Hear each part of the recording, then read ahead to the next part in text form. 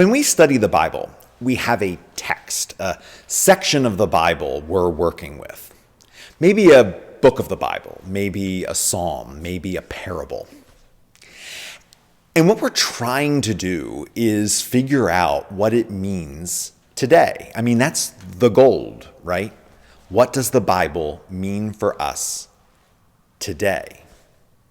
We have a cultural situation. Things are always happening. We have things going on in our culture, in our economy, in our politics. We have ethical and moral questions and issues that are pressing us today.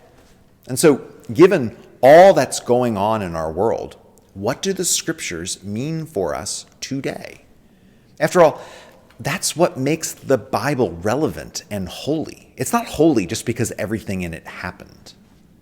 I could do endless hours of research and write a book that is perfectly historically accurate. I wrote this book and everything in it happened just as I wrote it. But that wouldn't make that book holy.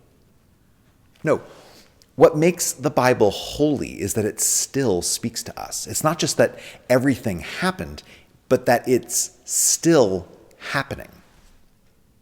But we can't take a biblical text that's 2,000, maybe 3,000 years old and just go right to what it means for us today.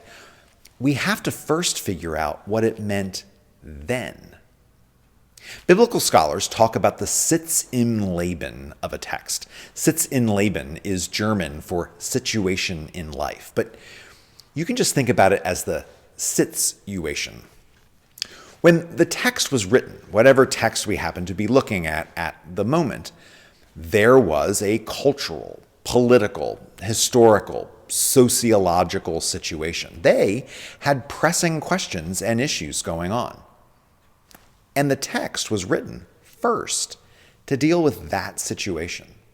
There's not a single biblical author who ever sat down and said, okay, tonight I'm going to write a book of the Bible to solve the problems of the 21st century. No. They wrote to answer their questions, to shed God's light on their particular historic situation. And what makes the text sacred is that God inspired it to speak not just for them, but for all time. But to figure out what it means today, we have to go through what it meant back then. Now, there is a danger with preachers like me in making what it meant back then as the gold. We preachers get all excited with the language and the geography and the history of biblical times that we forget to return to the 21st century. So let's not do that, okay? Can we go direct to what it means today? Well, I mean, sometimes, sure. Sometimes the Bible is just clear and evident. When Jesus says, love your neighbor as yourself, do we really need to do a full historical and cultural analysis?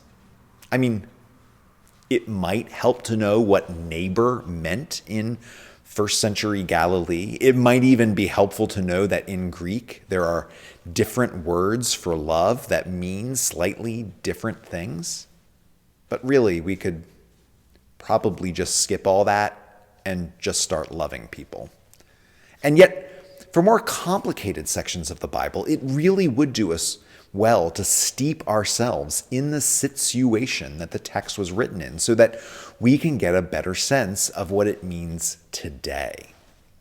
Now, here's where it gets a little complicated, as if it's not already complicated. I know.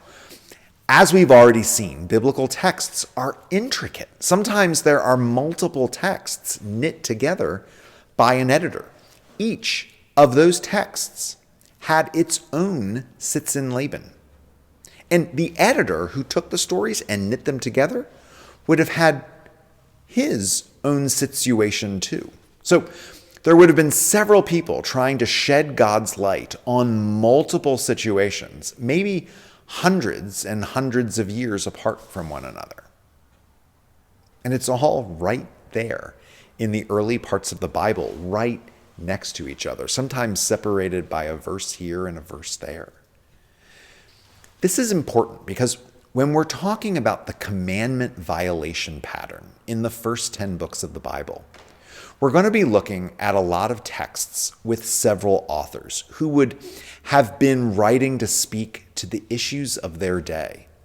And what we're going to be looking for in our study is for what the editor who enshrined the pattern, what he was trying to say to his situation, so that we can eventually figure out what this all means for us here and now.